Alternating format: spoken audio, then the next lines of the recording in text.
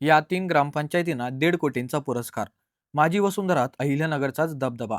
अहिल्यानगरसाठी अभिमानास्पद बातमी आहे. माझी वसुंधरा अभियान 5.0 मध्ये जिल्ह्यातील 3 ग्रामपंचायतींना 1.5 कोटी रुपयांचे पुरस्कार जाहीर झालेत. यासह नाशिक विभागात जिल्हा परिषदेचे मुख्य कार्यकारी अधिकाऱ्यांना प्रथम क्रमांकाचा पुरस्कार मिळालाय.